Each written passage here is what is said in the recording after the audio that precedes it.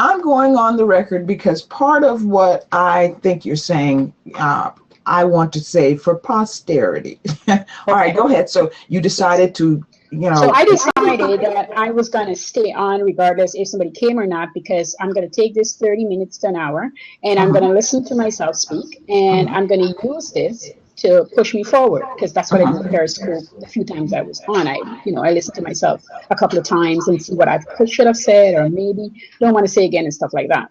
And so within 30 minutes, I made that decision. I got like 5 people came on.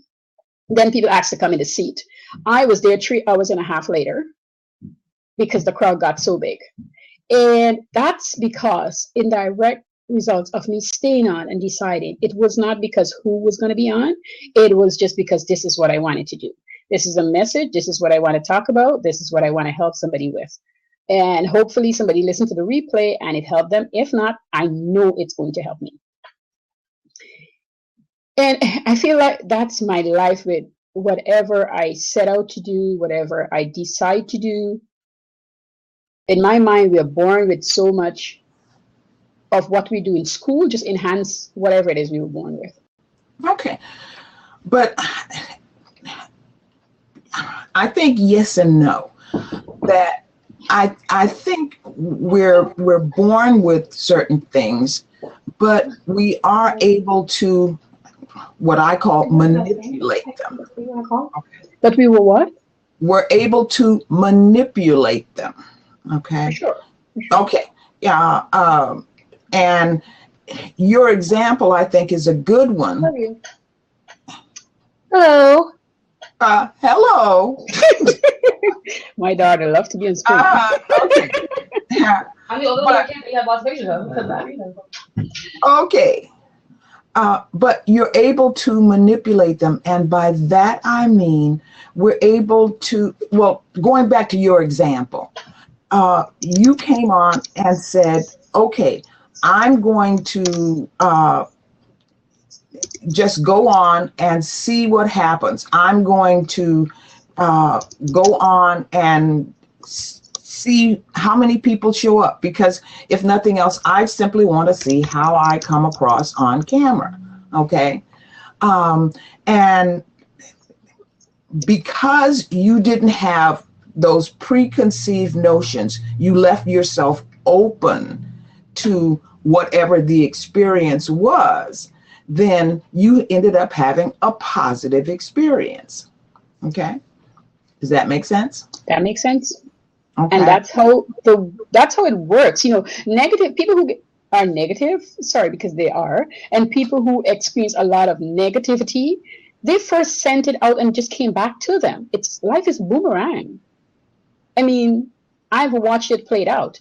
I have worked at places, for example, where people who are negative will work in that same environment, and their talk after work will never be like mine. Okay. Just would never be, because they're going in either for one reason or another negative, or everything that happens to them, they can see how it relates or can blame somebody. Well, but that, I think, goes back to helping people understand the tools and the capacities they have to adjust how they think. For the new people coming into the room, we were talking earlier, we want to hear how other people have more or less manipulated or adjusted how they think about certain things. That I mentioned earlier that a lot of people have given the impression that mindset is what you think as opposed to how you think. So there are certain tools that you can use to help change your overall thinking. Okay. Somebody's coming in. Yeah. Transform mindset. Uh-huh. Oh. Hi. Hi. Hello. Okay. All right. I'm glad you came in. Oh, good. Yeah, because what we're doing is, I talked about Roy had a blab, and the sense I got from some people was, Coach Karn, if you're typing, could you mute yourself? Okay. Okay. All right. I do that and sometimes forget to come back, but that's okay. Yeah. We'll remind you. Okay. Okay. All right. And so what was coming through was that people had been given the impression, hi, Sean, people had been given the impression that mindset is what you think rather than how you think.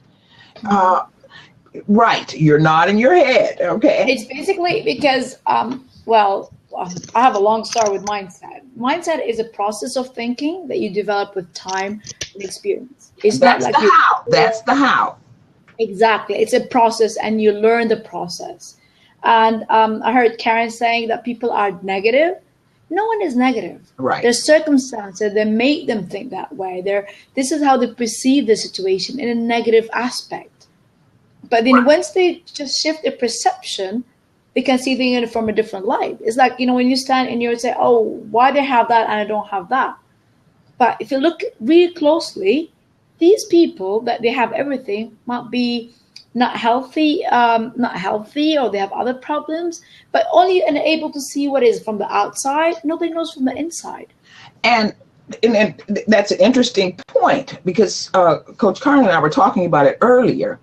That the example I gave was this one young woman was saying, my experience has been on Blab that it's like high school all over again, and the popular kids won't let me in, and I'm saying that to some degree those people come in with their experiences, and they look for or they find things that validate those experiences. So they go to that part of the toolbox they have that basically says, this is like it used to be, this is how I will respond.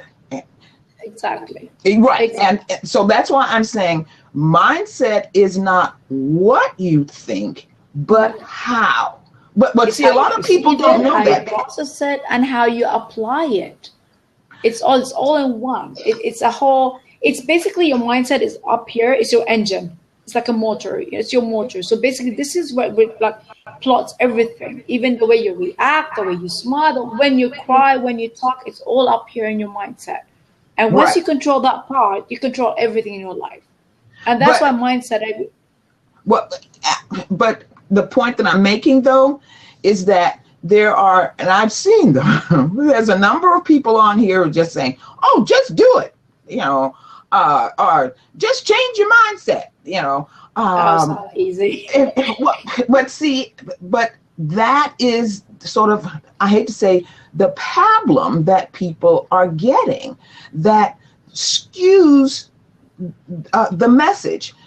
Sean, you make an excellent point. You want to jump in? Because Sean had just said mindset is changing how you evaluate and filter the inputs. Yes, it is controlling our emotions and the response. So it's not a matter of me saying, oh, I'm a great person and now I feel like I'm a great person. It doesn't work that way. So that's what I was referring for when I spoke on the negativity with people, because it's not necessarily that I'm saying, I don't know why I'm echoing. I think I'm sounding like I'm echoing. That I am watching them and seeing that they're negative, or just, assuming. This is an interaction, like my response just now was a direct interaction with an individual, for example, right? And knowing them for a long time. And so anything that you can say to this individual, they will find a way to show you. And of course, the universe will just support and give them the example of what they'll find the negative part of it. And if that person does not want to, because they have to want to, right? They have to want to see the positivity. They have to want to come over. Like, that is a big part of it. You have to really want to. But because everything that I tell, let me get this example. If you think that I'm coming to you, right, from a place where I am beating down on you, where I'm putting you down, where I'm making you feel less than, that's not my intention, but that's how you receive in whatever it is I'm, putting forward to you. And if you feel in that way, everything I say, you're putting it in that lump. Now, if you say to me, that's how you're feeling, I say, well, then explain to me how I can, word it differently, or what would you like to hear? Like, so giving you the, putting you in control. So now you don't feel that I am taking over the conversation. And still you're finding a way to blame me for that control that I've just given you. You know what I mean? So that's the extent of this specific thing that I'm talking about in the negative arena. I mean, I hate to say it, but because I like to feel that every single person can get to this place, where they're positive, they can get in a flow where that's good for them. Not necessarily what I like to see, but what is good for them, not me. What's good for them. Okay. And, go ahead. Go ahead. But what I'm saying is, though, sometimes it's on the receiver to demonstrate what the so-called negative person can get from using a tool that will change how they perceive a situation. So that's part of the selling point from it, because whether we like it or not, everybody has a particular behavior because it serves a purpose for them. So we're asking them to give up something, but we've also got to give them something else to replace it. Oh, for sure. For sure. It's an exchange. Yeah, exactly. Sure. Okay. All right. Exactly. But the thing about it is, if we're simply saying, well, that person is negative, then it sort of falls on us to sort of help that person understand why I'm perceiving it that way. What do they hope to get from approaching me in that manner? And is there something else they can use that will help them get that? What if they don't want it? Being negative is like having a habit. Being negative is a habit. And it's like you smoke, you want to stop smoking, you have to replace with something like positive or something more reinforcing, like going to the gym, for example. So by eliminating that habit of being negative, you have to replace it, as you said, and exchange it with something better. And it's always been like taking simple steps. Never leaps if you want to make a change, because when you leap, you'll fall. There is different, really simple steps of movement to make going through the positive side. Then you can make it an everlasting positive feeling. And that's how everybody should approach it. And I like that part, transform. Wait a minute, I keep saying trans. What is your name? Hanadi. Hernadi? Hanadi? Yes. Hanadi. Okay, I got to remember. Hanadi. Okay. That when you said never leap. Oh, no.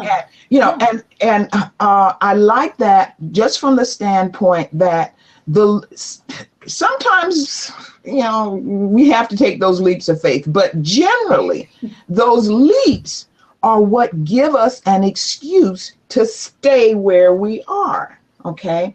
Because, the example I use with clients is no one goes to sleep at night one way and wakes up a different person the next day. But that is the requirement we give ourselves. So we try this big thing, it doesn't work, and then we say, oh, I tried it, it didn't work. So I should stay with what I'm doing, as opposed to incremental or smaller things aid our confidence, because I'm going in and I'm saying, I don't know if it's going to work. So if I see a small thing work, then that gives me confidence to try something a little bit bigger and a little bit bigger and a little bit bigger. Okay.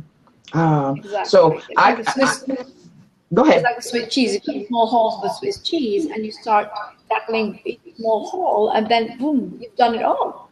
So it's like an image, a whole global image you want to do. It takes small steps, which leads you to leaps. Right. And that's how you need to target it. Yeah, I like how Sean said it over here. He says, small tweaks is the key. Big tweaks is asking for trouble. True, that's right.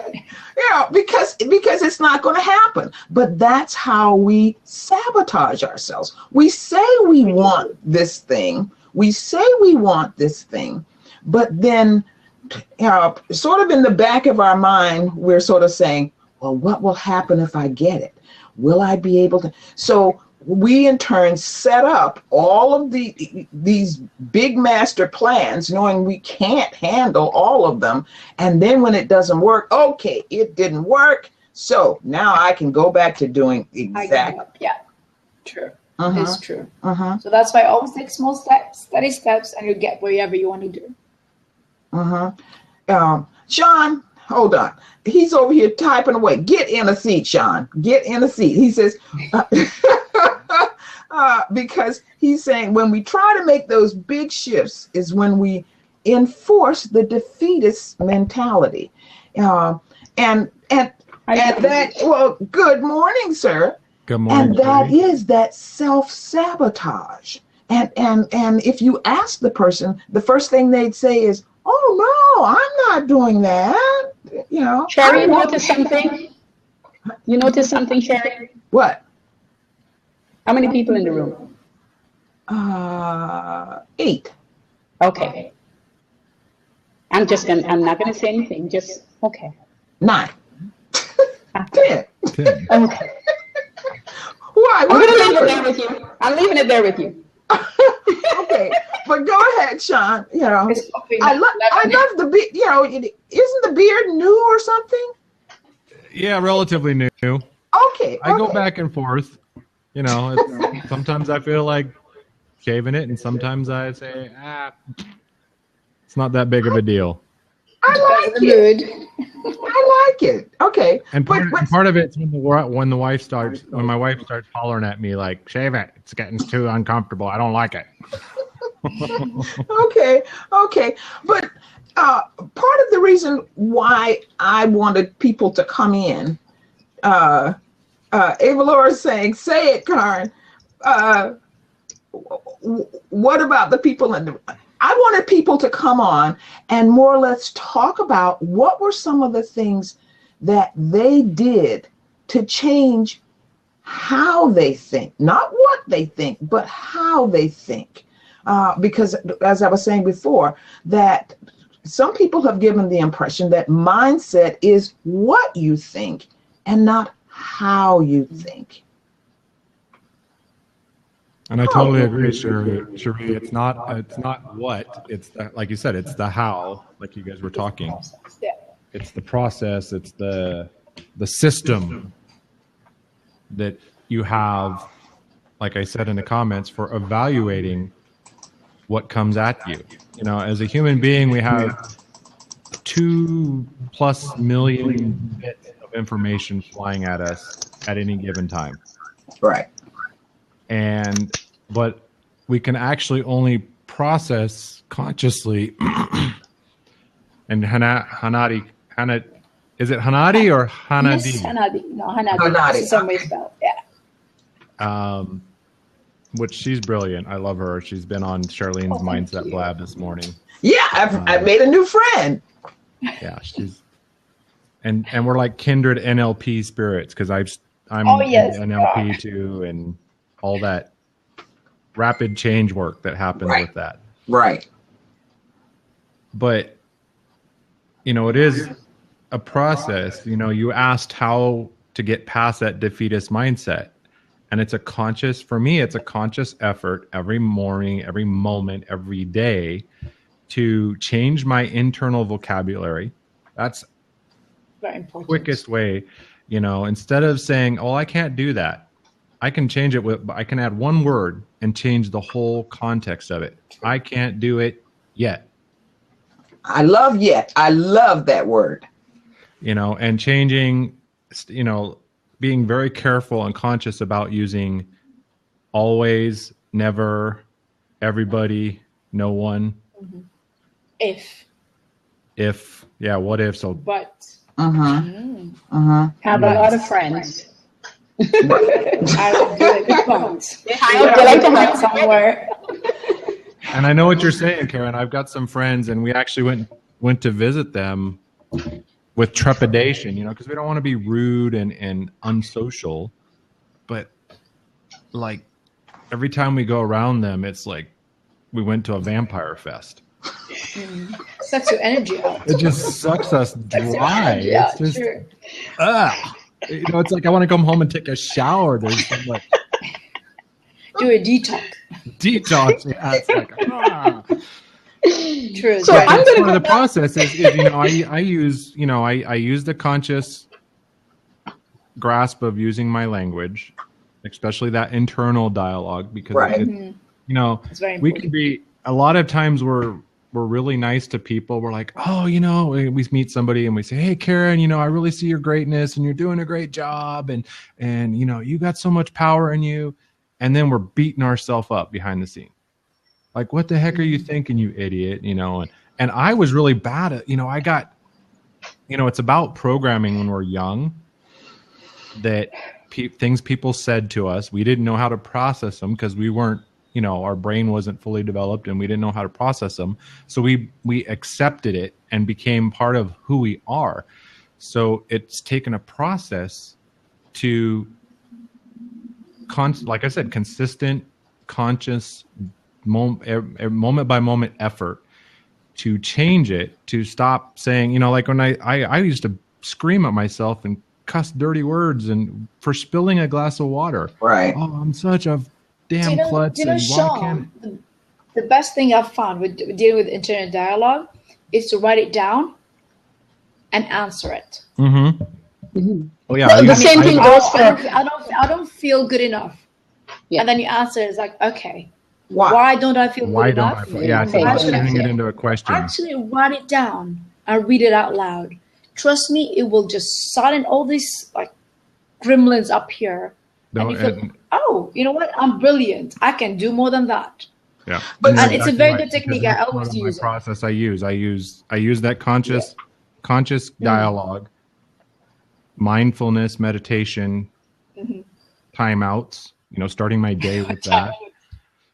But sometimes, you go through something in the day and you need to say, stop, let me reset, You because do. and then, like you said, writing it down, speaking it out, turning It's very important. the statements into questions, because then you activate that part of your brain that starts looking for the answer. And, Right. and how can I, And you do have the answer. how can I change And this? you know you're good and you're great. And it just these coming But to the head. but it does involve challenging that thinking process. And I think another thing to really be, to emphasize is that we're not saying, because I use NLP and I use mindfulness a lot in terms of working with clients and just in my own life, that you're not saying lie to yourself, but simply to stop and ask, what is going on right now? How am I feeling right now? And then, sort of going back to what you were saying, Sean, of challenging that thinking. Because there's a meeting I go to once a quarter, and I'm a compulsive on-time person, okay? And I got stuck in traffic. And I'm sitting there saying, I'm going to be late, and I made myself stop and say, first off, why are you gripping the steering wheel so hard? And then to ask, is the world going to end if you're late? And then I had to answer and say, no. There's a lady who comes to this quarterly meeting and she's always late and nobody says anything. So why are you any different? Okay. And once I said that, I could feel myself relax a little bit. And just sort of say, all right, belief, exactly. That I've now told myself it's okay. You don't have to be perfect. You don't have to be on time, even though I told myself that I do. Okay. That this is a time when you can just go with the flow. And once I got there, I was a lot more relaxed, and I found that everything, the waiter was just beginning to take orders. So I wasn't late at all. But it does require us to consciously step back and ask, what is going on? Why am I thinking this way? And find a way to challenge that. So here's a question, off of that, Cherrie. How much of you do you think that, I mean, like I said, there's a certain amount of things that have been established in our childhood because of what people said to us and the way we were treated, and it's created these beliefs, and I purposely highlighted in caps the LIE in the middle. Because there's positive lies and there's, because Karen just said, tell yourself a true lie. Don't just fake it till you make it. No, stop that. No, because that doesn't help nothing. It doesn't work. That's there is the a what point. There is a acknowledge your skills, your talents, accept compliments. Stop trying to and then act on it. Just say, even if it's just when you're starting out, say thank you. That's all you have to say. You don't have to get all heady about it. Just say thank you. Stop deflecting. People compliment you because they appreciate, they're acknowledging your talent. So quit deflecting. And it's real easy to deflect. Oh no, I'm not that good. But the whole thing in terms of deflecting, and we're talking about how we come up with our little toolkit, and the toolkit has said, things aren't going to work for me. I'm never going to be this. I'm never going to be that. So when someone says, oh, that's a nice outfit, or, oh, you look really wonderful, we pull out the tool that says, no, that doesn't work. That doesn't fit. This whole thing. Exactly. That your self-doubt coming out. Yes. And in essence, someone has given you a gift and you're basically saying, thank you, but no thank you.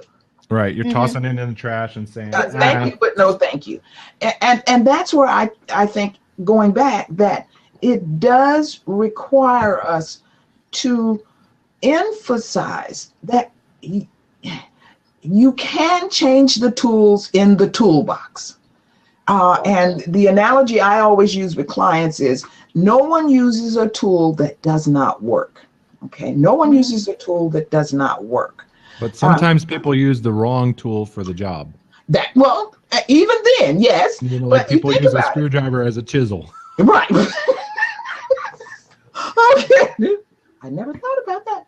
But if you watch the mechanic, he goes, and he gets the ratchet. And if it doesn't fit, then he has to reach into a different toolbox. Right. So and that's a perfect illustration, Cherrie, is because a skilled Cherrie, the skilled mechanic, contractor, whatever, is going to use the right tool. They may grab the tool thinking it's the right tool and test it and say, no, it's not exactly the right tool. But a lot of times in our mindset, in the way we're dealing with things, we grab what's in our toolbox because we have a limited toolbox. Right. And it's not the right tool. And instead of being like the wise, skilled craftsman and going back to the toolbox and say, no, that's not the right tool, let me get the right tool, we drive ourselves crazy. We're like, I'm going to make this tool work at all costs. And we cause so much stress and defeat and everything else on ourselves because we're trying to make this thing work, trying to put that round peg in a square hole. You force it to work. We force it because we're afraid to try the other tool. And that goes back to what I was saying, sort of demonstrating what is the advantage of trying it a different way? What do I have to gain? And it sort of goes into, once you're going into something, what is it that I hope to get? What is it that I hope to get or accomplish? And now we're asking them to get out of their comfort zone. People are happier with their own comfort zone. And to shift mindset is getting them stretching their comfort zone a little bit. So basically, with people want to change their mindset, first of all, they need to acknowledge they want to change it, as Sean said. Okay. It's a part one of changing their mindset. And then they have to do it gradually because they are stretching you. I mean, it's like stretching something. You can break it. So you have to stretch it nicely and easily and stretching the comfort zone. So that's why it's not that easy sometimes to go and change all your toolbox. Right. You have to amend your toolbox gradually and choose the right person to guide you through the right tools for you to change. Okay. But the start is to acknowledge that you need to change and make a step forward. Right. This is the basic thing. Right. I have to leave you now, guys. I love you and leave you. My boys are coming home for dinner. Oh, that's right. Well, Hanan, I have followed you because, like I said, I've made a new friend. You know, so I will follow you too. All righty, and bye-bye. You take care. Bye-bye. Bye. Oh, You know, but this is part of the reason why I wanted to have this, because when I sat in on Roy's blab and I heard some of these people, you know, and the example I used, Sean, because you weren't here during that part, was like this one woman said, well, this is talking about blab. This is just like high school, and the cool kids won't let me in, you know. And I sort of felt sad that, you know, she had gone back to that experience rather than basically saying, you know, in a sense, gone back to that experience saying, this time it's going to be different. And then realizing that she brought the same behaviors, the same expectations from high school and hadn't adapted. Hey, Laura, good morning, my dear. well, Yeah. and it's interesting when it comes to our mind and our emotion. Like if we decided we were going to run a 5K, well, let's not even go crazy with a marathon. We're not going to go out. We're not going to go get a pair of nice shoes and a good workout suit and go try to do the 5K the first time out, right? But yet we try to do that with our mind. You know, physically, we know that I have to incrementally up the game. You know, I can't go out and do the goal from the get-go. I need to do a little step that stretches those muscles. And our brain is so much like all the muscles in our body. It needs constant exercise. It needs to be stretched gradually, or, you know, you cause an injury, you know, even though it doesn't bear out the way a physical injury does. But honestly, I just learned recently that in our head, in our brain, it doesn't know the difference between physical pain and emotional pain. You can actually take an aspirin to cure a heartbreak. Right. Yeah. Oh, well, Ava Laura? Yes, ma'am. Okay, let me let you get in here. Yeah. Because otherwise, And I need to jump out. I gotta. Yeah, well, No, Sean, you can't go. No. she's got something to tell you anyway. No, you know, I mean, great discussion. I missed the other blab, I guess, that you're talking about, Roy's blab. Sounds like I missed something good. Yes. And, you know, I just wanted to say, and, you know, Sean commented on it, is that I think a lot of what you all are talking about, I mean, it's very true, particularly in talking about people getting out of their comfort zones and doing something new and really understanding how change works. Because I think a lot of times people just don't even understand the process of change.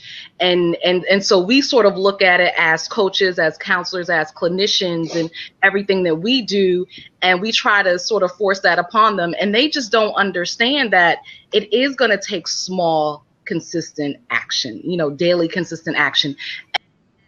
And there is a set process, and these are the tools and these are the things that you have to do.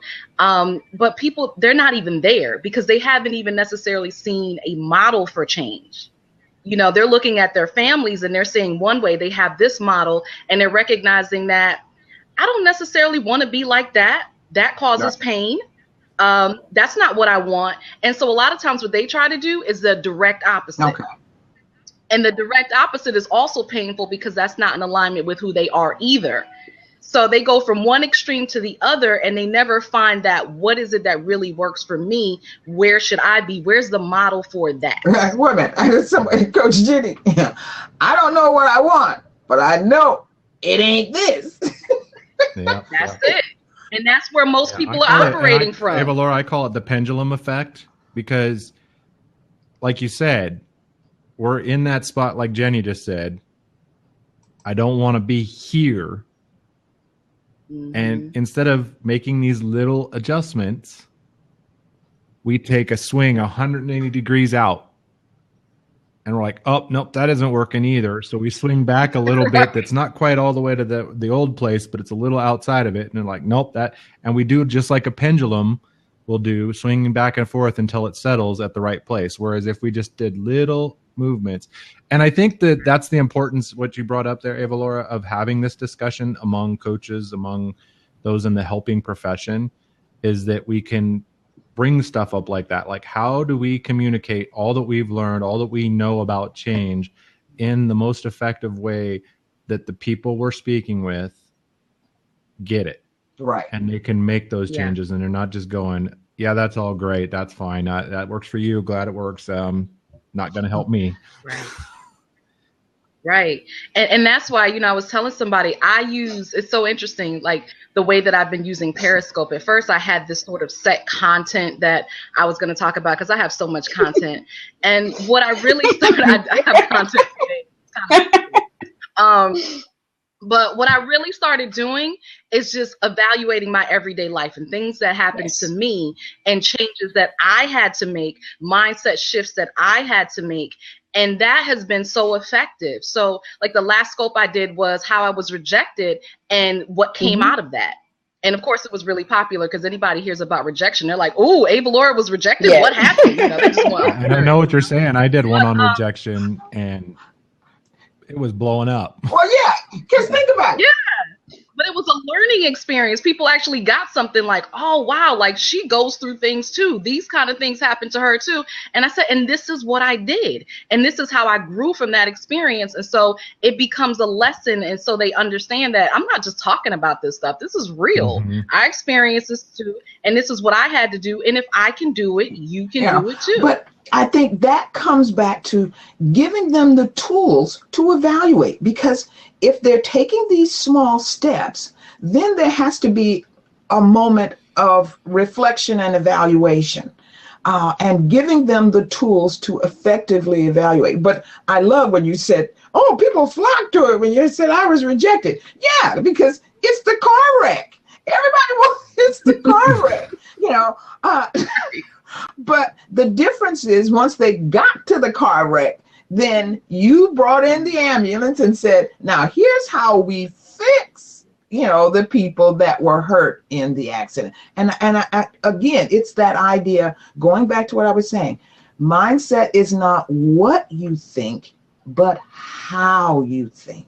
What are the processes that you alluded to, Sean, and you with Ava Laura, that in terms of modeling, of showing that, no, I don't have a perfect life, because this lady in Roy's, she had, the filter she was bringing is that here are these perfect people that everything is wonderful, they're all happy, and somehow I can't get in.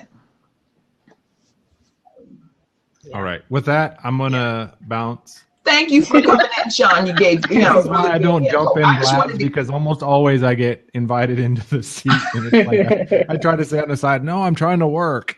I know, because you can type when you're working. Well, now I'm going to harass Coach Jenny, because she's get that gal. She's awesome too. Oh yeah, she's one of my favorites. She said, wait, what? Yeah, come on in here. She and Sandra Santorini. Oh, and speaking of Sandra Santorini, that she's a perfect example that she has a little bird. And I was doing a blab and I thought, I'm going to have a little bird too. I was on. Where did y'all get these birds from? Where did you get the bird from? Did. I thought so. The sponge. It looked like out of that flat sponge, right? I made it. And it was so funny. I was on a blab I walked into a blab with Sandra Santorini, and I held up my bird. And she said, my bird is better than your bird. And the thing I liked about it was that rather than her saying, oh, you're a copycat, which I was,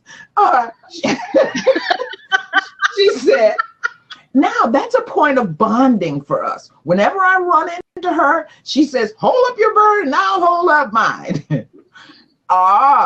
Coach Jenny. I had to get a hat because I have I am not camera ready hair. Okay. You put me on a camera, but then I love the hat. Okay, I can pull it off. I how does it go? You do you, because all right. The three people here are some of my favorites. Okay, and thank you. And I love Coach Jenny.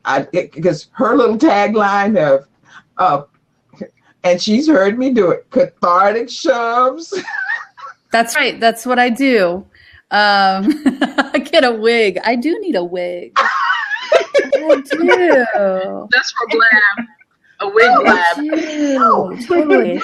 You're working the hat. You're working the hat. All right, I'm going to own the hat. This is my wife's hat. She's the one that does the hats, but we're going with it. All right. Oh, Sean, thank you. He's throwing me a bone. Ava Laura, first of all, your name is gorgeous. What a beautiful name. I love it. Nice to meet you. Karen, I feel like I've been stalking you for a while, so it's nice to see you. It's good to see, because you know how you can stalk people on Blab. It's really good. It's good to see you. Cherrie, you're a nut job, and I learned that about you. But I make no mistake. I tell people I'm one of the crazies, but I'm a harmless crazy. I'm the Pied Piper crazy, so I totally hear you, sister. No, I think it's so cool. No, seriously, I think it's really exciting that you guys are having a conversation among coaches about something that frickin' matters. And that's what I was saying in the sidelines. Thank you for doing that.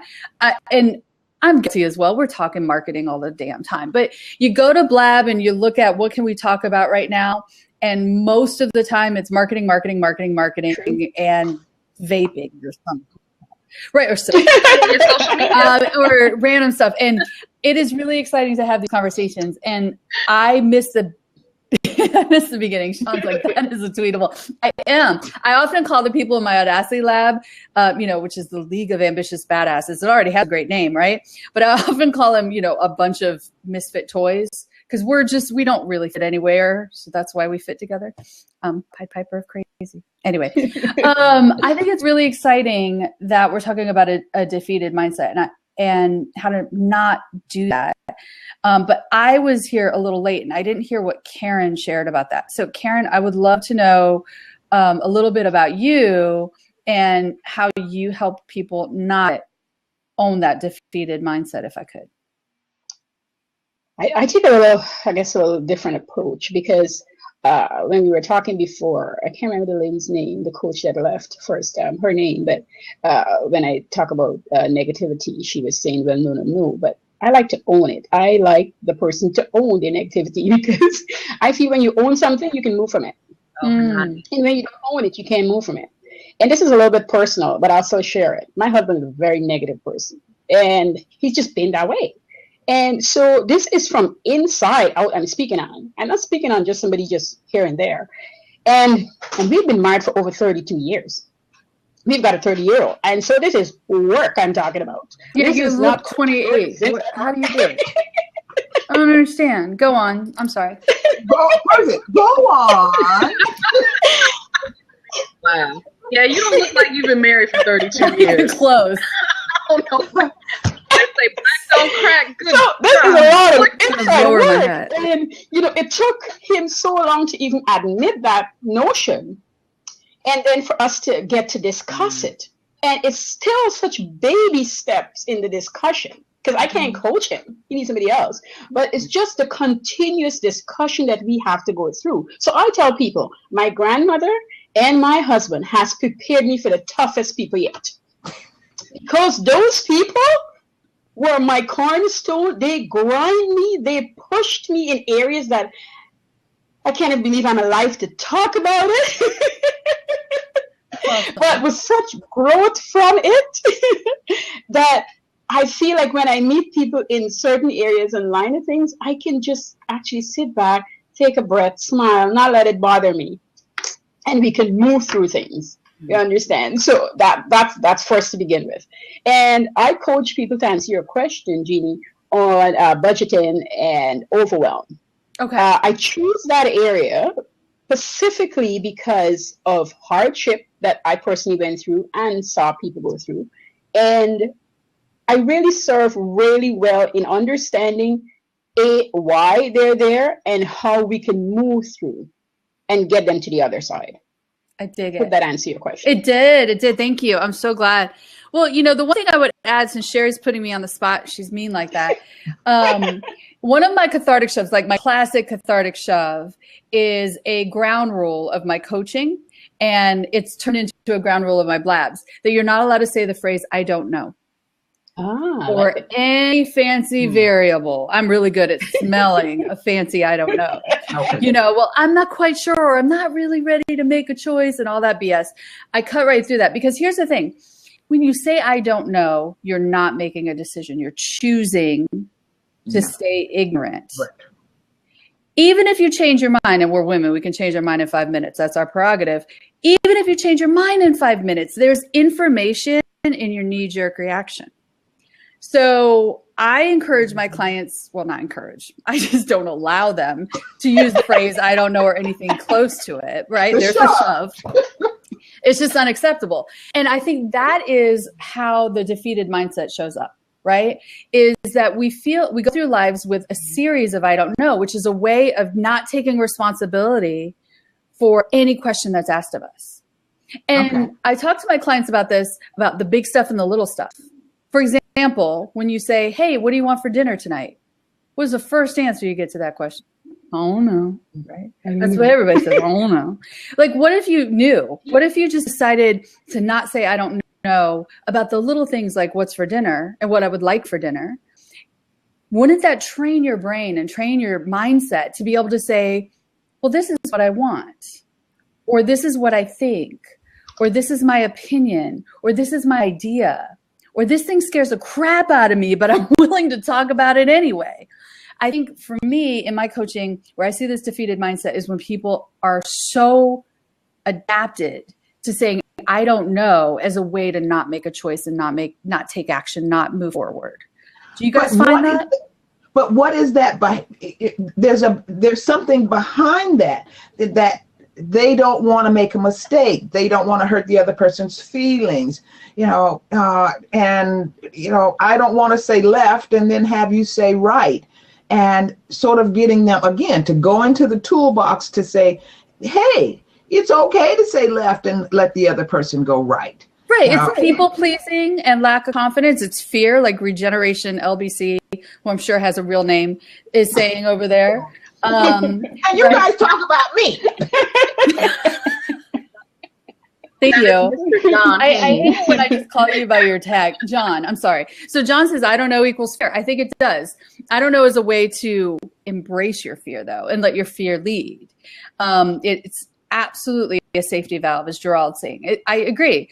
And I understand it. I tell you, because I shove people not to say I don't know, and this will happen to the three of you, I apologize. You're going to catch yourself for the rest of the week every time you say I don't know, and you're going to think of the crazy chick in the hat. I promise you, it's going to happen every time, because it doesn't get out of your brain, right? And you realize how often you reach for the I don't know in your day-to-day life, especially when you start talking about big things like, what do you want? What's next for you? How awesome could your life be? Who else could you help? I think it's mostly a habit. Do you agree? It is, exactly. Yes. Yeah. An adaptive habit. Yes. That rather than me having to come up with something that answers the question, I come up with this as it's my throwaway line, and it's another way of saying, now go away. This is where I am, now go away. Right. It's a displacement activity. It allows you to be like, well, I don't know. I don't know what I want. I don't know if I want to do that thing. It's a way to displace it and say, well, I don't know. So therefore, there's nothing you can do with that. How many of your clients have said, I don't know this week? And you thought, I don't know how to push them further, right? We're stuck now. Oh, I have a 17-year-old client. I'll actually see him today. And his thing is, he'll say, I don't remember. I said, what do you mean you don't remember? We just talked about it. You don't remember? What's going on here? Yes. And I'll always push him because I'll always make him reevaluate and go back. But he's used to people letting him off the hook. And I never do that. And I just told his father, he's lazy. He's just lazy. Nobody pushes him. And so he's used to just saying whatever, and people will leave him alone and he gets away with it. But when you say I don't know or I don't remember, that means sucks to be you. I don't know. Well, it's your problem, right? Or turning it around when he says I don't remember, then say, okay, then let's imagine. Let's imagine. What would it look like? Or how would it feel if, you know, see, that's so lovely and gentle. I would say, try again. That's what I would do, right? I don't coddle. Some people can't be coddled. Yeah, he has not earned the right to be coddled. I mean, it's not just being mean, right? More work Ava Laura, it's not that you're just trying to be mean. It's not serving him. Like if he's going to spend the time talking to you. Oh, absolutely. Everybody else coddles him. Well, you know, Sean, but going back to Sean said there's great power in the imagine question, and it is because it's again, people develop different behaviors because it serves a purpose. We may not understand what that purpose is. So they've got to move whatever it is away from them. So the imagine gives them that distance while also allowing them to discuss what it is behind that behavior. What am I hoping to avoid by doing this? You know, so that you in turn can come up with a suitable reward that will help them want to give up the old thing and move to the new. I agree. I love Imagine. Just one word. Right. Well, and Sean brings up a really good point. He says, I think part of it is intuitiveness. Some people need the softer approach while others only respond to the shove. And that's so freaking true. That's why you have to hire the right coach. If because then they distinguish. Right. If you're looking for someone who's going to help you through a visualization exercise, it's probably not going to be me. Right. And there's nothing wrong with that. And that does, I've hired people to help me with visualization exercises because that is way outside of my comfort zone. Right. So I've worked with people to help me with that.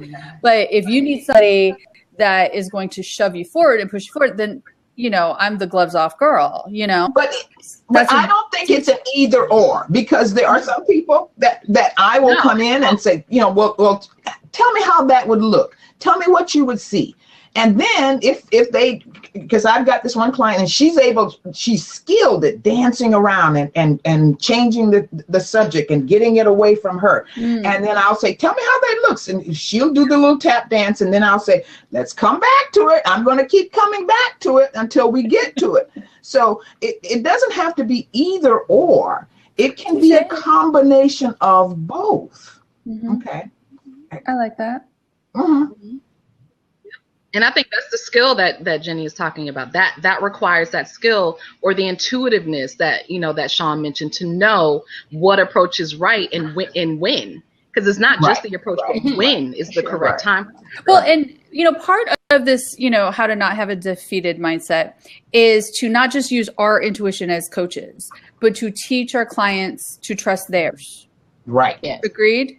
Right. Yes. So when you hear a client use another phrase that is just painful to hear, but what if, and fall down the but what if rabbit hole of how everything could go to crap. How do you guys deal with that? Because my style is to be like, okay, so what if? Tell me, are we talking homeless and destitute and you're going to be burned at the stake? Or like truly, what if? What's the worst case scenario? And I push them to define it. And usually that worst case scenario is not that horrid. But how do you guys deal with the, but what if this and what if that kind of noise? Well, it depends on the situation, but a lot of times when I hear that, I sort of point out to the person, well, maybe I'm thinking more along the lines of them saying, if only, okay? And I explain that that is actually a request to go back in time. It's a request to go back in time. And we know that's not possible.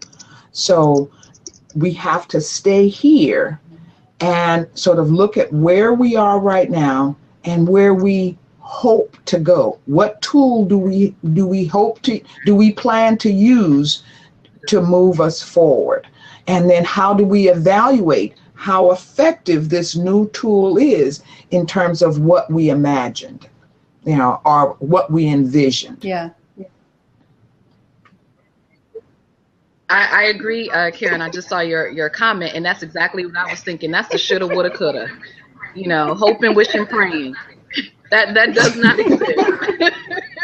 I completely agree with you. Yeah, I don't know if I get that necessarily as much. What I get is I'll try. That hurts. I'll try. Doesn't that just hit you in the core? Like, oh no, there is no try. This in the 70s. Yeah. Come on. First thing, yes, I get no do or not do. No try. You gotta do. Yeah. I become a little green man. And it is, can you imagine? Think back at their expression when you say, because I'll normally say, when you say try, what that says to me is, I'm going to do a little something. I don't think it's going to work. I'm going to do a little something to say I did something and then go back to doing what I wanted to do. So again, obviously I use humor in my coaching, if you didn't pick that up. So usually the way that I approach, like, I will try, like, oh, that's awesome. Tell me how your half-ass approach is going to work. Okay. Right? Okay. Because again, that's a shove, but it also wakes them up to the fact that they're looking at this in a half-ass way, right? They're approaching this and they're thinking about it in a half-ass way. And there's nothing wrong with that. The reason they're doing that is self-preservation. They're scared. Right. When you say, I'm going to try, I mean, not generalizing, but typically that means, okay, this thing sounds scary. I'm not ready to go all in. Right. So, okay, cool. Let's talk about your half-ass strategy. And some people are like, you know what? I do want to half-ass this, because the truth is I want to dip my toe in and see whether or not this is right for me. There is nothing wrong with that if that's intentional.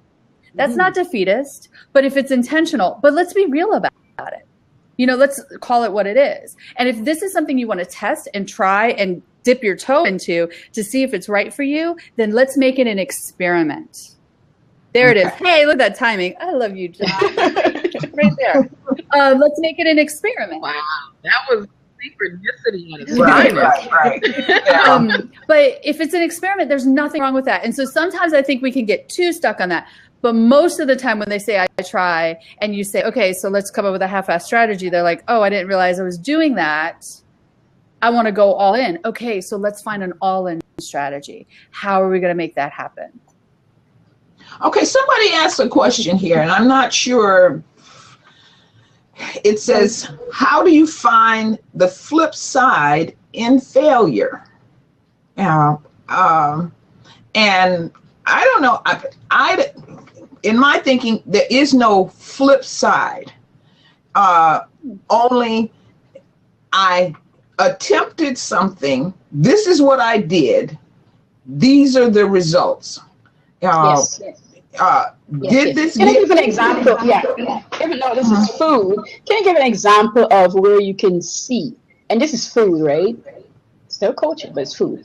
So I was even 10, and I'm from Guyana originally, and we have something called sugar cake, and it's made out of coconut and sugar and what have you. So I made these sugar cake because I swear I could make them. Of course I can't.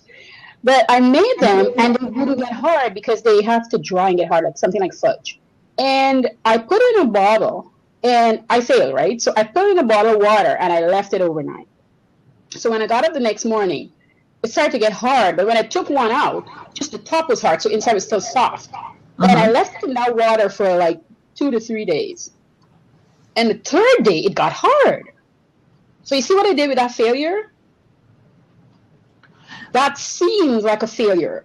That's how I look at failure. Some things might come off and seem like a failure. It not really is. It's what you do with it, right? So I took that and turned that into something great, because and I got customers who loved soft sugar cake, so I sold that soft ones to them. And then the ones who had the middle piece inside that's still soft and hard outside, I had clients for that. I eventually get clients for the hard one that everybody knows, right? So I end up getting 3 types of clients out of my soft sugar cake. And so that's food, but that's the same thing we can do with whatever seems, because it's not really a failure, whatever seems like a failure at the moment. Take a step back. Jot it down. I'm a pen and paper girl. So, and here's something else to sort of throw out. Is there another word we can use other than failure? Because failure is such a loaded word in our culture. Thoughts? Amongst yourselves. I kind of like the word. I know there's words people like to stay away from. I'm different. I'm like head on with words. I like the word. I want to take the word, use the word, get results from the word, and so that I don't feel like I'm trapped and can't use it because it's going to make, somebody feel a certain way. I want the word. I want to use the word. That's just me. No, it's not just you. Okay. It's not just you. Failure is a word that I think is really good. I work with people. I'm calling myself the audacity coach. If you're audacious and you haven't failed, you haven't done anything that mattered yet. That really matters. In order to really do stuff that matters, you're going to fall on your ass every once in a while. Yeah, and there's nothing wrong with it.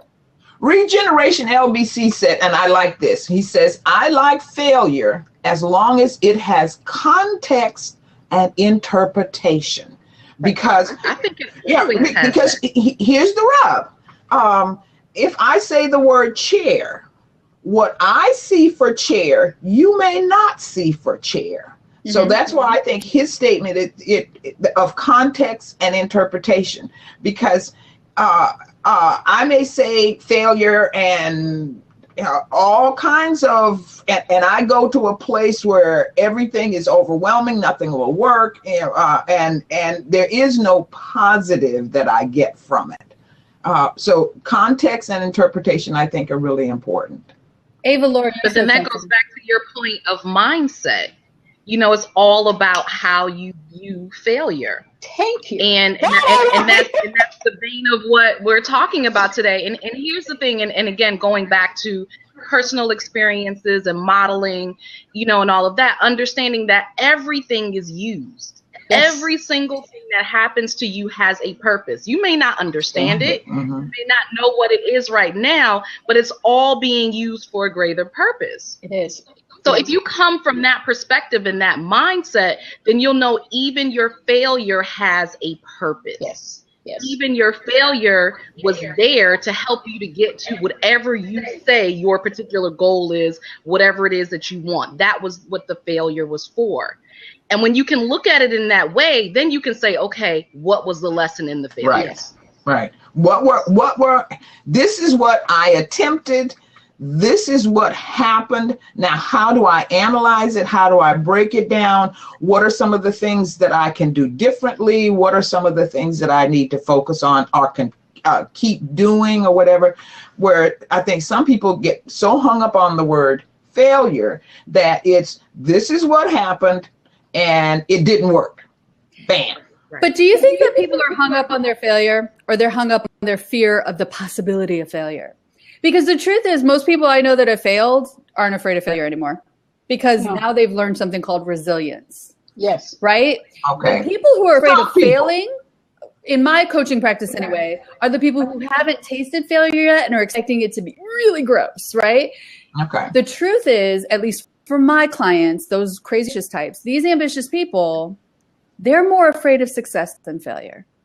Because failing, you dust yourself off, you get back up, and you get a great blog post out of it. But success, y'all know I'm right. There's way more material when you fail. Thank you. I love that. Great blog post. They will let you blog about your failures. But when it comes to success, okay, you know what? I'm a big deal now. I just launched this thing. It is great. And now I have to live up to that every time and turn up the volume and do a little bit more. That is 10 times more scary. And that's where the defeatist mindset shows up in my coaching practice much more often. Again, I'm pushing my clients to do something that matters to them, not that matters to me. It matters to them. It matters to the world. And when you're doing something that really flippin' matters, you're going to hit some failures. You're going to screw it up because you're really pushing and putting yourself out there. Audacious people fail. But audacious people are much more afraid of success. What about you guys? Do you see that fear of success and that experience of success is much harder to manage?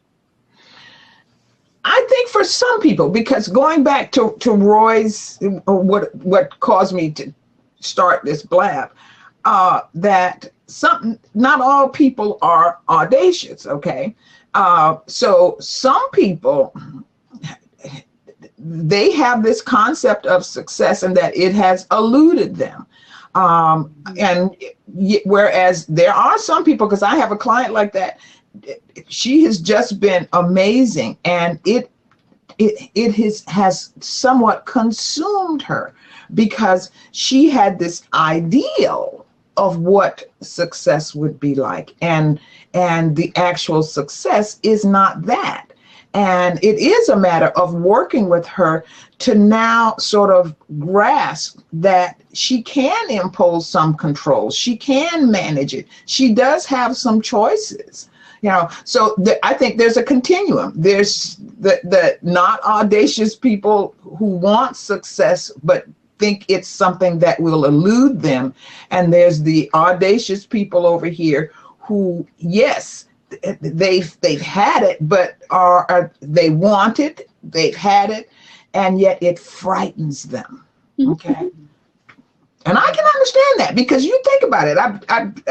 I'm in this movie group, and we went to see Amy Winehouse, and the thing that was amazing, she started out never thinking that she was going to be hugely successful. She wanted to be a jazz singer, and she envisioned her success as singing in these small clubs. And then once she became successful, they had her in these huge stadiums. You know, that was just overwhelming for her, you know. So I can sort of understand that part of it. That it's a really great example. The movie example I often give is, I don't think I'm saying his name right, M. Night Shyamalan. Shyamalan. Shyamalan. Yeah, oh, yes. Every time that man comes out and talks about his movie, they compare it to The Sixth Sense, his first movie. For the rest of his life, everything. It wasn't first, was it? But yeah, no, it was not, and that's what he points out. It was like his third or fourth movie. It's the first movie we cared about, and the Woman in the Water wasn't that good. Well, whatever. But you see what I'm saying? Like, yes. Sometimes your success is so huge. I've heard a TED Talk. I'm blanking on her name. The woman who wrote Eat, Pray, Love. Yes, but I can't remember. Elizabeth. Yes, and her fear immediately after Elizabeth Gilbert. Immediately after that, she did a TED Talk about. Now I get to back that up. You know, now I get to write the next Eat, Pray, Love. How the hell do you do that? Like, Julia Roberts isn't going to be in all of my books. So that kind of thing is a big problem for people who are doing things that really matter, because they get stuck on this idea of, like, if I come up big, what do I do next? The truth is, most of us, it takes 10 years to become an overnight success. And that was the case with Elizabeth Gilbert, and that was the case with M. Night Shyamalan. I'm going to learn how to say the dude's name. Night, he goes by Night for a reason. But yeah.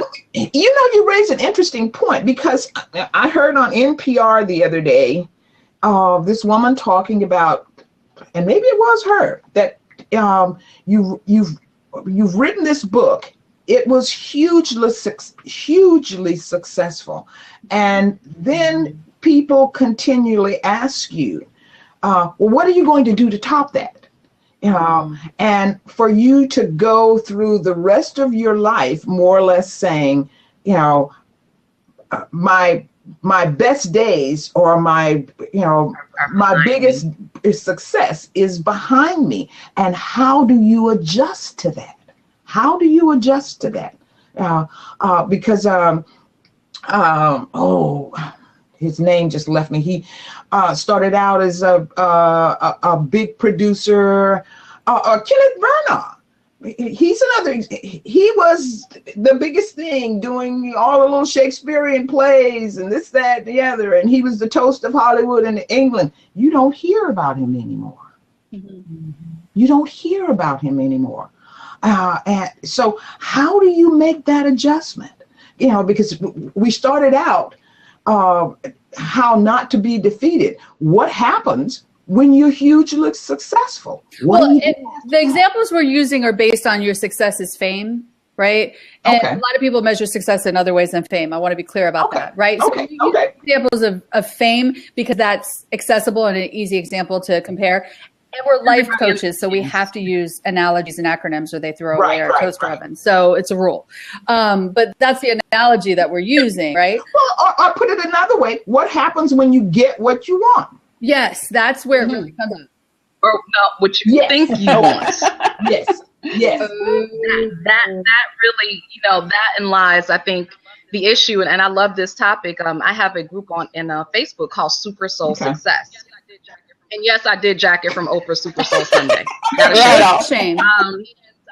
And the whole, and the reason that I came up with that is because one of the things that I see with my clients is their version of success comes from other people's version of success. Okay. Yes. Not from their own, not from their soul level, not from their soul signature, not from who they are and why they are here. And so that's why it's super soul success. And so I think what you all are talking about is being very clear enough to define success in your own terms and not based on what other people tell you success should or be. Your vision of what is going on for this other person, because you see the model, and here's the model. We never see what's going on behind that model. So we get the highlight. We get the highlight. We get the view from the outside, and we assume, everything's wonderful and everything's great, and as a consequence, then once we get it and it's not exactly like we envisioned it happened for the next person, then we have a problem. Because we again, we have these unrealistic expectations because we're not there yet. So we're looking at everybody else, we're comparing, and we say, this is what I want. And what I see with my clients is then they get there, because my clients are pretty, same thing, with Jenny, they're pretty successful. They're trying to figure out, okay, now I've reached the success. I'm not happy. What's wrong? I'm still not fulfilled. Like, I thought this was going to make me happy. I thought this was the answer. I thought it was more money. I thought it was better relationships. I thought it was a better career. I thought it was this. I reached that mark, and now I'm not happy. Cherrie, I hate to interrupt, but I'm going to bounce because you have somebody who wants this seat. So Jason's going to come in and take my seat. I'm going to go do my hair. Nice meeting you, ladies. Jenny, nice meeting you. Thanks, Coach Jenny. I've enjoyed you. Okay.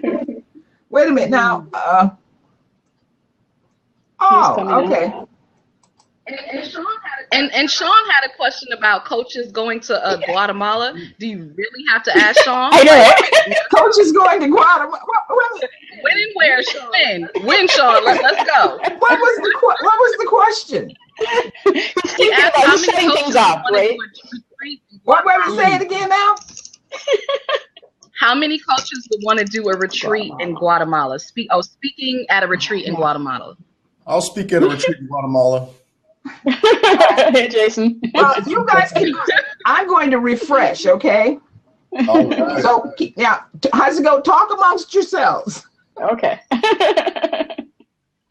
Nothing. I got these lights are on a little bit too bright. I'm like glowing over here. I feel like I need to do something about that.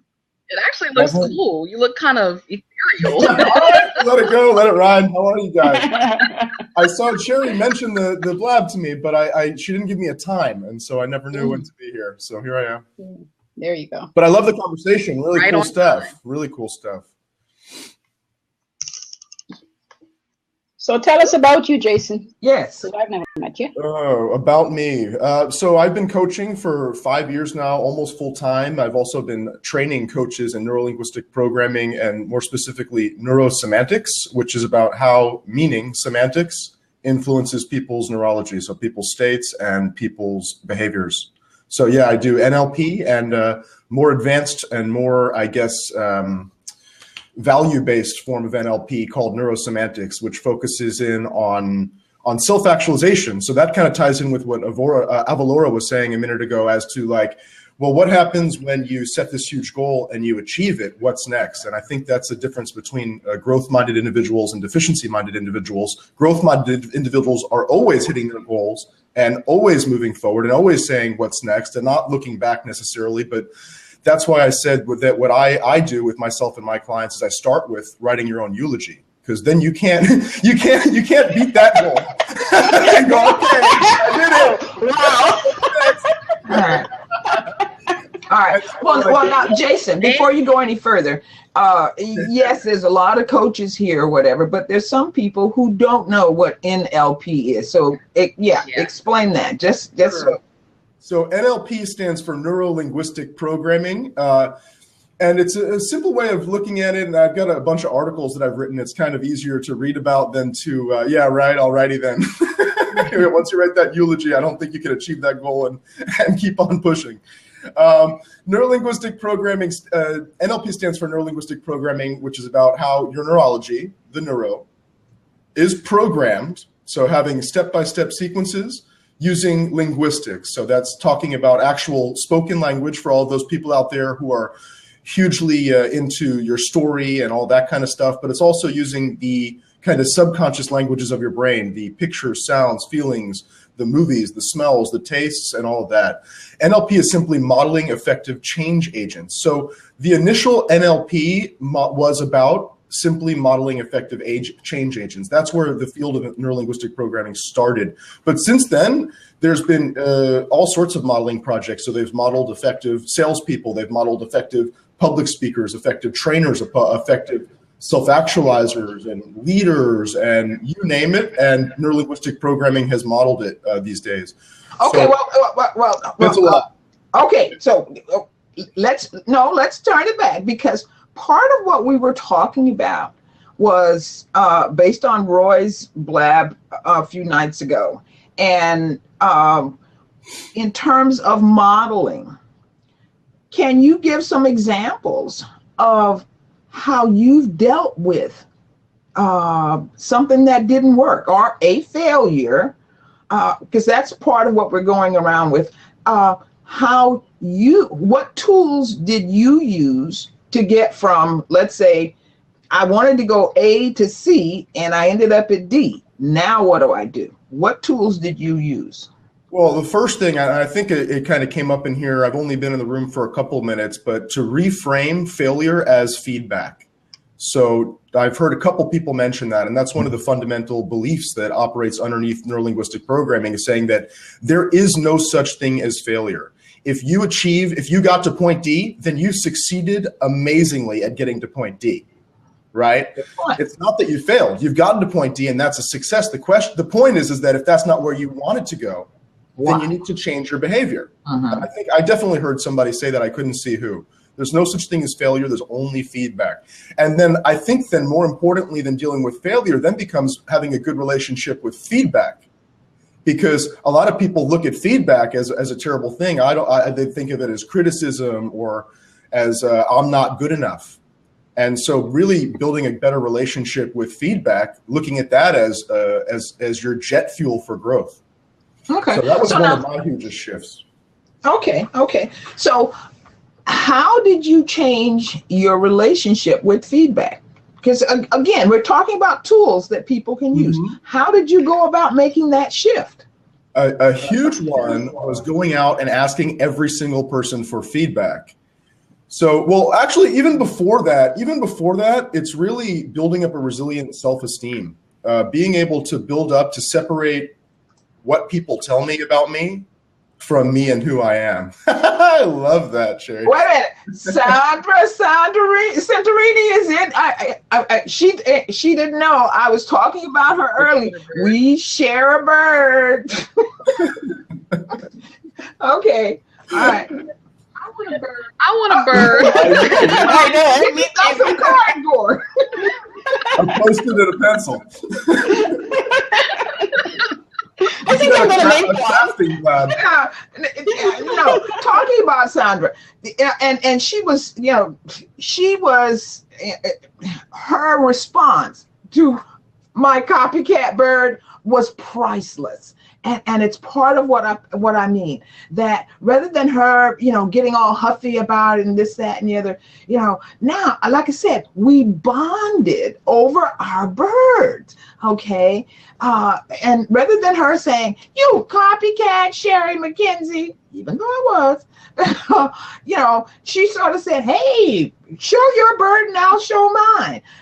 And that's what I mean, that so often we go to the toolbox and bring up hurt and bring up all of this other stuff rather than saying, what are some of the positive things, or what are some of the things that I can get from it?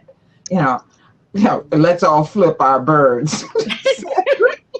Everybody's gonna have birds now.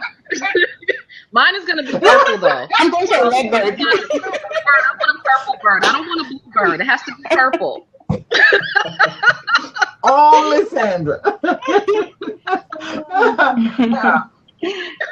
that is, so go back, Jason, in terms of how you got a better relationship with feedback, because I sort of talked over you. No, and I want to say also that making the bird, if someone else has a bird and you make a bird, that's modeling effective behavior. That's the foundation of NLP. You're modeling something excellent and it works and you like it, so you model it.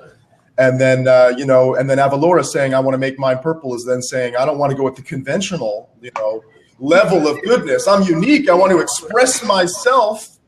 And that's that next level of having like a growth mindset. Thank you, Sandra. So if it works, model it. I agree, Danette. So, and one thing is, and one thing about that I want to say before I answer your question, Cherrie, is if it works, model it was kind of the old way of NLP looking at it. So if it works, model it. You really have to be careful to look in terms of ecology before you model something, because there's someone who could be really, really rich and successful, but they have no friends, or that they're really, really miserable. And well, you came in successful. I put it in air quotes. You came in late because we've already covered that you need to look behind the curtain. You need to look. Yeah. I'm going to watch. Not at the highlight. Someone edit this for me. Can we hire someone on Fiverr to edit this up for the nugget? Yeah. But and that whole thing about ecology was also that the person has a particular behavior for a reason. So you have to understand the whole, like you say, the ecology. Oh, Sean. They've outlawed GIFs, so Sean has come up with something else. He loves to go and get those. So he's so you don't tell a person be open when they are living with a sociopath. That is understanding the ecology. Yeah. All right. So in terms of feedback and how I got a better relationship with feedback. Okay. The first thing is building up a resilient sense of self. So really building up your value as a human being as unconditional, and that way you can separate what breakout dancing, Spidey. That way you can separate what other people say to you or what you get. So basically, if it was to sum it up in one sentence, it would be, I am more than anything I do. And that goes with the crappy things. It's like, I screwed up. Oh, it's not that I'm a bad person. It's that what I did was bad. So I am more than what I do. But the hard thing for a lot of people then is to bring that into what they do well. It's like, I am the best speaker. Well, I am more than what I did there. And what that does, it helps to put everybody on kind of an even keel playing field. Okay. But separating yourself from what you do is a big key. Okay. Well, I want to get Sandra in here. You know, I'm going to jump out and let Sandra come in because. Okay. She's my. If you've watched her blab, and this is why I want her to come in. She has more props than Batman. All right, so Sandra, I'm going to get out, and I'm going to let you come in. Okay, so I'm going to sit on the sideline.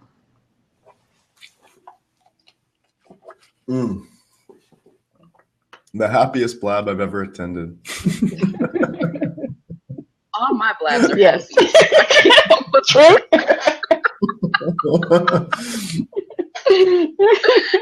I'm gonna have to come in and break that streak. Oh, you are not welcome then, Jason. No. I get my troll on. I had a troll. I just deleted everything. There you go. And he got upset because he couldn't understand why all his comments were gone. Oh, you have a green bird. Okay. Oh, cool. See? How did I become the freaking host? What's up with this deal? That's your role, apparently. Where did Cherrie go? To feed her bird? Yes.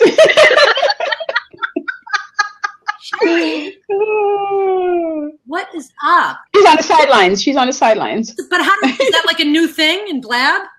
Yes, you can pop yourself out as a host. Yeah. That the host gives up their seat for people holding birds? Wow. Yeah. I feel honored. I'm humbled.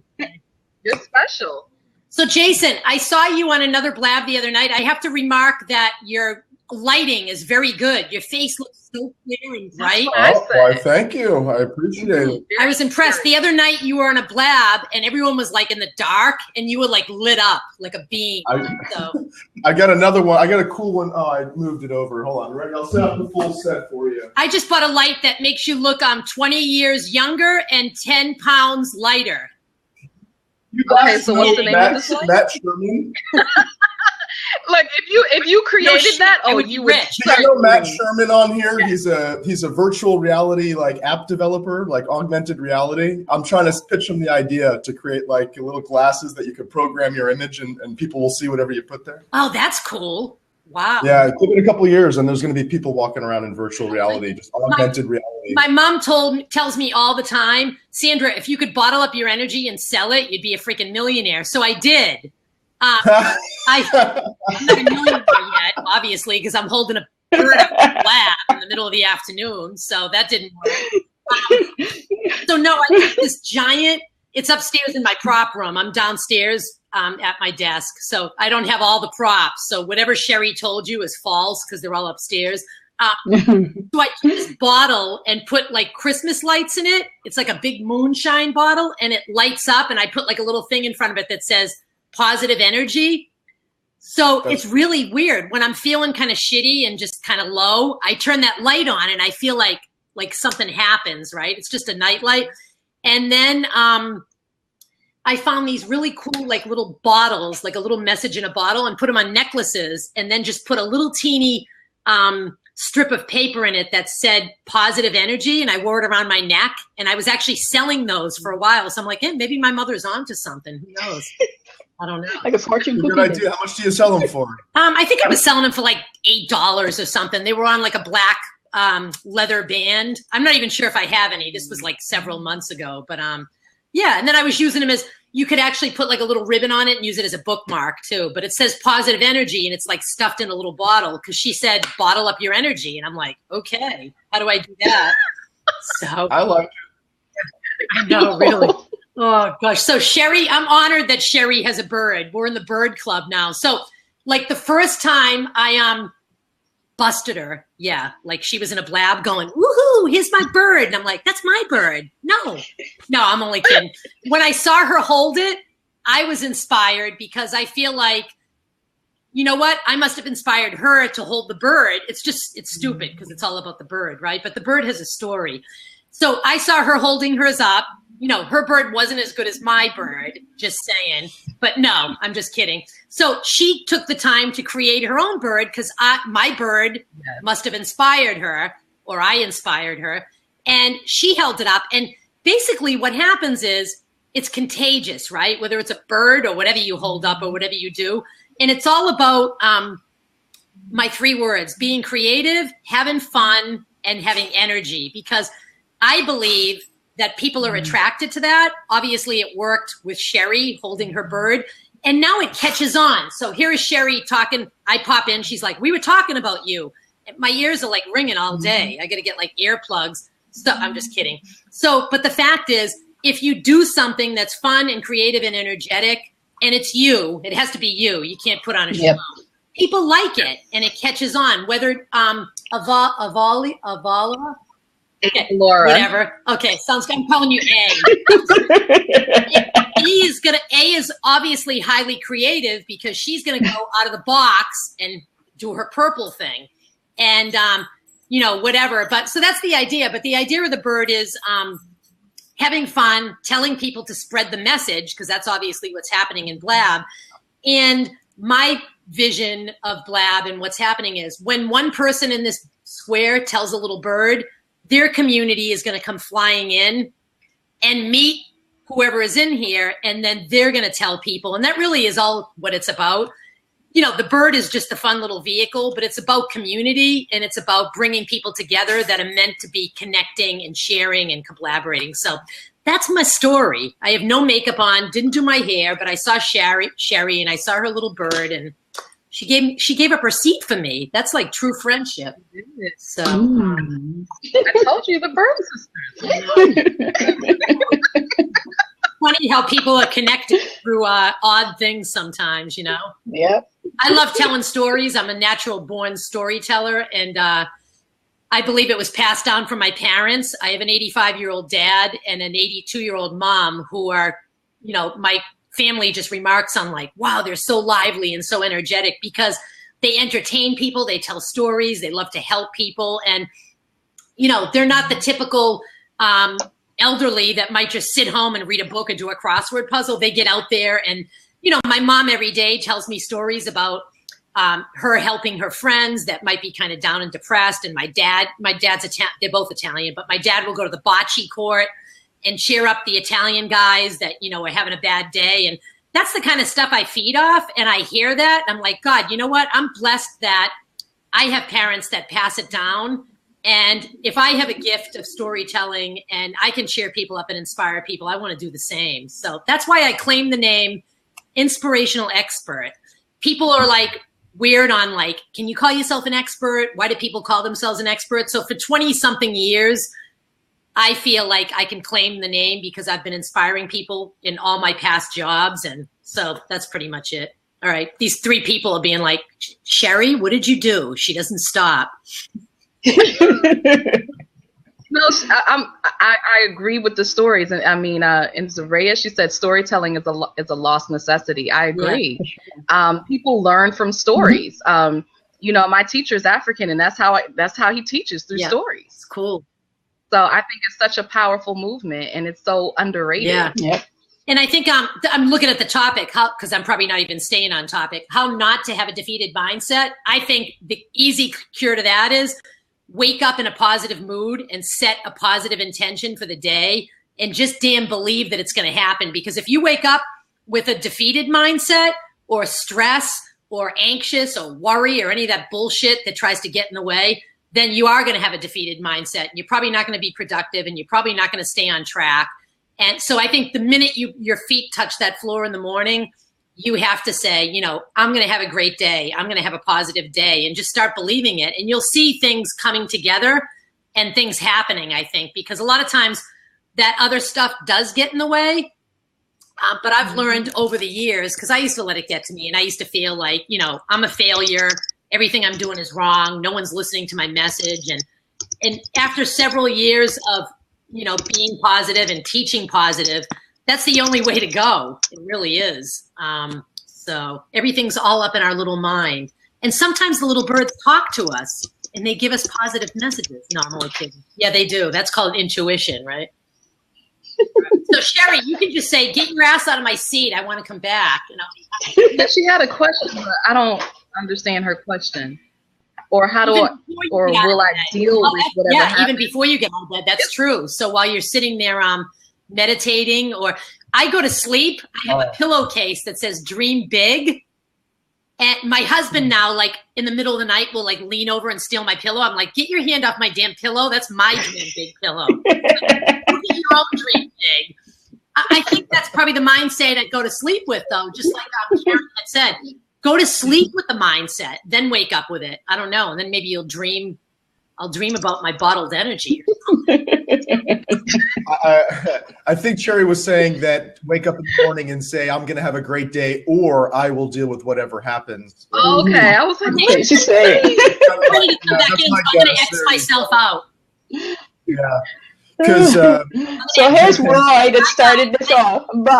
Bye, Sandra. okay, Roy's Right.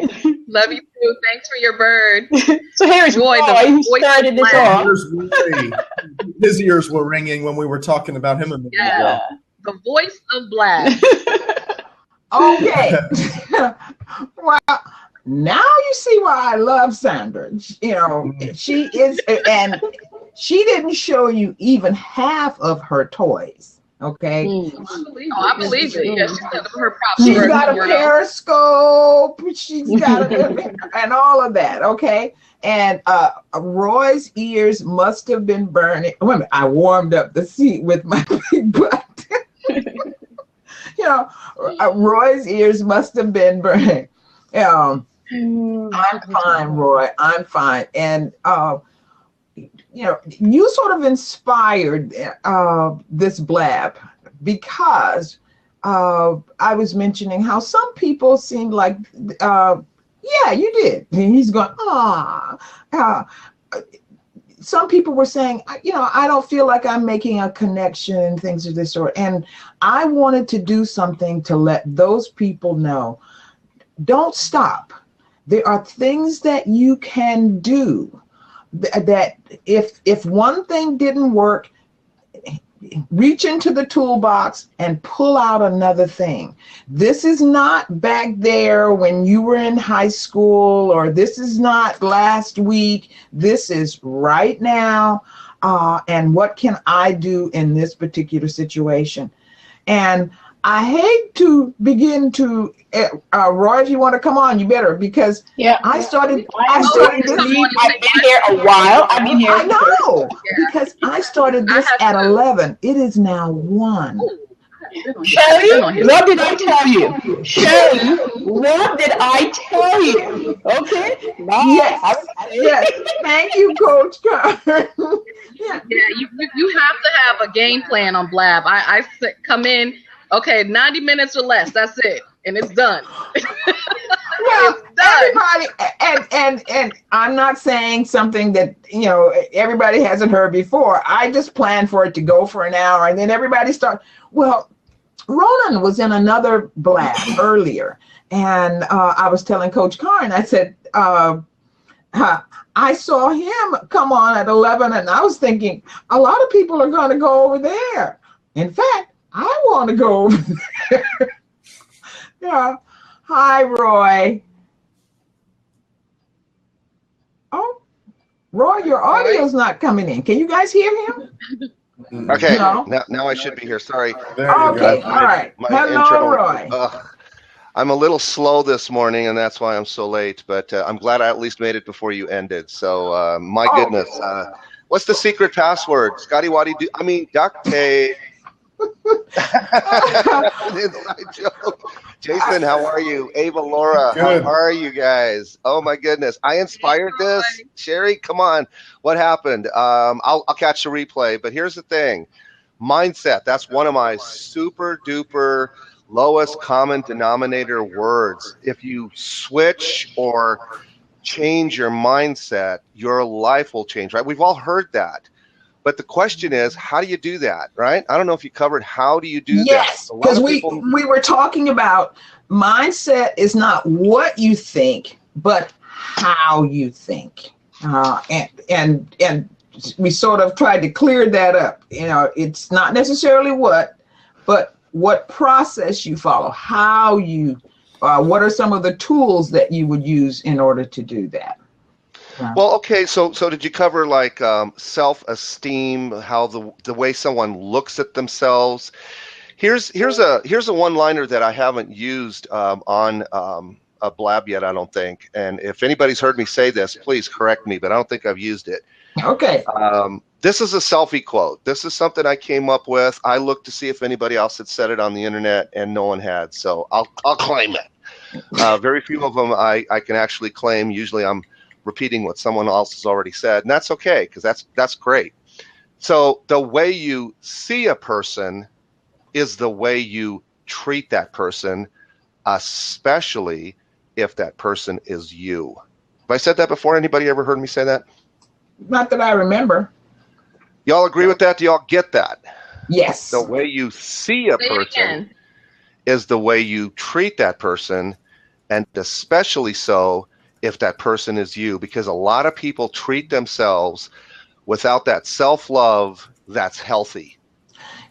In fact, I call it when everybody else is getting in line to beat you over the head, don't you get in the line too.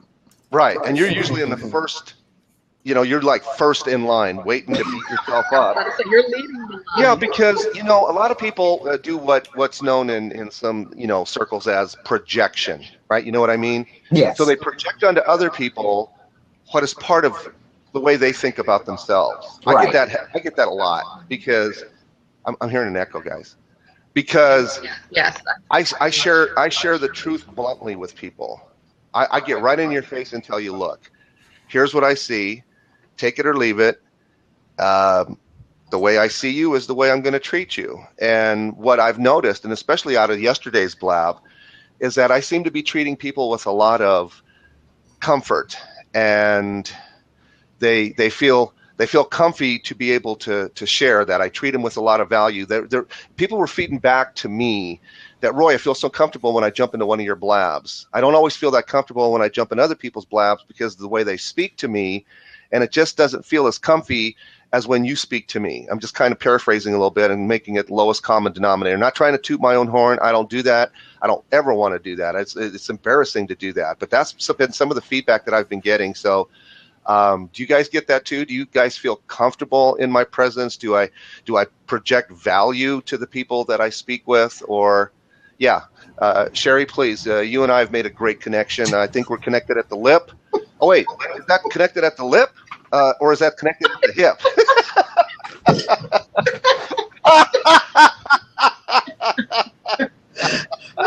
No. What do you feel in my presence? We're going to wind down, but I want to tell Roy how I came up with the connection for the duct tape. Roy and I are connected around duct tape. And he was saying, I don't understand how it happened. We were in a blab together, and someone was describing this somewhat expensive software. And he was rationalizing why you should spend the money for it. And you were over in the comment section, Roy, and you said, yeah. But I hear what you're saying, but I also like the duct tape approach in terms of trying to find something that's cheaper. Always. Yes. There's always a duct tape method, right? And I thought, I like the duct tape approach. All right, guys. The duct tape, bird sisters. Yeah, okay. Well, so Roy, I appreciate you coming by. Thank you, Cherrie. I'll catch you. Sure. Yes, and we've finally got to it. We've got to end. Yes, you do. On Blab, I'll say it out loud because I texted it earlier. I have a quote for Blab. So on Blab, in 30 minutes, it'll be 3 hours. Okay. Yes. That's the truth. And I've got a podcast to put up that I was up till 2 last night editing. So all I had to do was just, add my introduction and stuff and upload it. And I thought, I should be through by about 12:30. And we're now going on 1:30. But this has been fun and I hope informative for a lot of people to know that you're not alone, that not everything you're going to try is going to work, that there has to be a level of self-acceptance. And I like what Jason said about learning to have, no, I do. I like that, a better relationship with feedback. Oh, and, you know, since we're bringing in everybody else, and here's the dog. Is that the duct tape mindset? The dog tape mindset? Wait a minute. Cherrie, by the way, Sandra said she'll continue this blab since we still have 18 people here if you'd like her to. You All right. Go ahead, Sandra. Go ahead and do that. What I'll do, I'll wait while you set up another blab and then come back and just give the link so that way everybody can just switch over and it will be seamless, okay? Yeah, Sandra, that's the best way to do it. That way you can record it as well. Okay. I don't think Cherrie saw his picture. What? No, I don't think you saw it. What? It's the duct tape mindset. Look at the comments. Oh, well, see, Might have to scroll up. Oh, okay. I still don't, it's a picture? I don't see a picture. Or a GIF. What? Oh, well, see, I need to refresh again because it says I have 73 new messages that I cannot see. Oh, yes. Yeah. Duct tape and birds. Not another one. Okay. Cherrie, just a second. Sandra's saying that you can invite her in as a co-host, and then you can leave the seat, right? So she's asking you can that do as a that question. now. Where is it? Because I don't see it. That's cool. So yeah. That's right. Yesterday they announced that at the town hall that Well, how do I? Okay, now Are you on a I computer? don't know how to do it. Because I don't see anything. I see how to edit, recording. I don't see any new button that shows. Why don't you hover over somebody in the seat anywhere? Okay. I haven't seen it either. I haven't hosted my own show yet. I've been wanting to do that. Hover over somebody's icon or something. There you go. Yeah. Click on her picture above and look for the H. Does anybody know? Just click on her picture above and look for the H, Sean said. Okay. There we go. Make this person co-host. Yes. Cool. So now we can. Now a blab can last forever and never ever die. Oh God. That's scary. That's Wait a minute. The Depends people are going to really be in big business. I'll tell you why it's scary. I love that. I'll tell you why it's scary is because I wanted Google Plus to be able to do that so that I could have a 24/7 channel where people could just jump in and out, and only certain people on a bulletin board, so to speak, would be made hosts or co-hosts, and finally it is here. So my dream. Hold on. I'm getting off, so you can get my seat. Okay. Bye, everyone. Bye, Avalora. Bye, Avalora. Thank you. Since I'm fresh and raring to go, why don't you make me co-host as well? Tape. Go sit. Cherrie, if you're still here, hover over me and see if you can make me a co-host also, because I think you can make everybody in the seat a co-host. Well, let's see if I can find you, because I already did Sandra. All right, I'm gonna. So you're in the seat with Sandra's name right there. So I think you guys are occupying the same seat. Okay, it won't let her get out.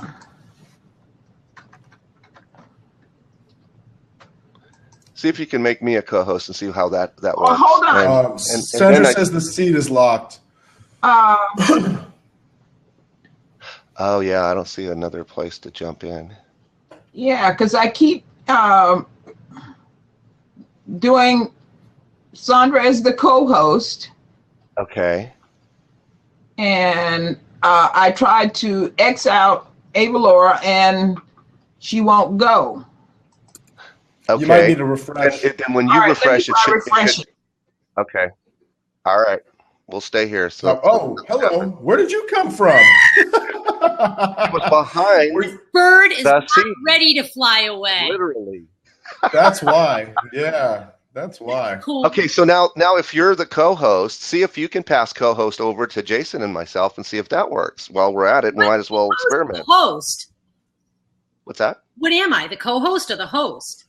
We don't know. Well, we're going to figure this out. So hover over our names and see if there's a little H, as Sean said. Yeah, H.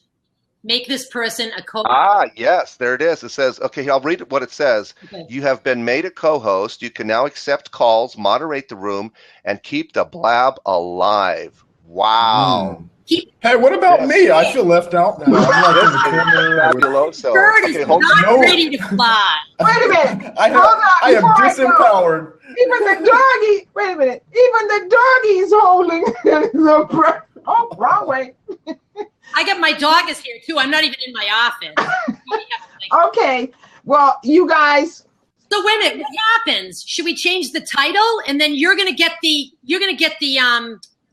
video of the replay. Right. Yeah. So now. Okay. So Cherrie. Yes. Cherrie, you can stop the recording right now, and it'll be just your show, and then we'll just stay off of.